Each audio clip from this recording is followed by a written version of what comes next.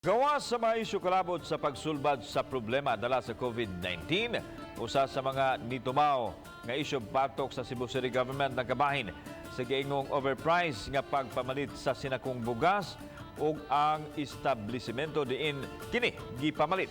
Ang report ni Femari Dumabo.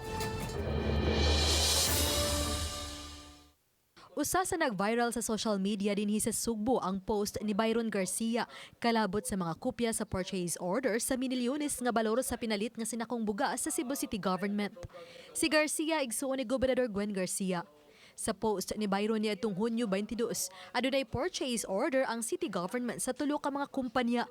Duha niini sa Dakbayan sa Mandawi ug usa adunay adres sa Quezon City.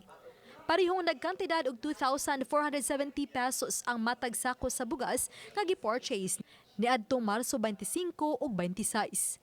Sa sunod nga post niini ang purchase order nakapangalan sa usa ka apparel store sa Dakbayan sa Sugbo. Gipalit ang 4,000 ka mga sinakong bugas niadtong Disyembre 23 sa niaging tuig. Ang maong mga purchase orders pinirmahan ni Attorney Floro Casas, isip City Administrator. Gawas sa presyo sa bugas, nakapangutana usab si Garcia kung namaligya ba og bugas ang maong mga kumpanya base sa purchase order. Ang naisgutang posts ni Garcia adunay kapin sa 200 ka mga shares. Sa pagsubay sa GMA Regional TV balitang bisdak sa maong mga establishmento, sama sa usa ka tindahan sa downtown area sa Dakbayan sa Sugbo, nga nabantog nga namaligya og mga apparel. Sirado kini.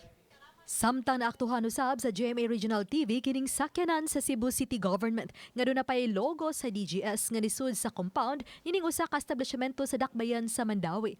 Ang mga establishmento ang usa sa anaa sa purchase order nga gipost ni Byron sa iyang social media.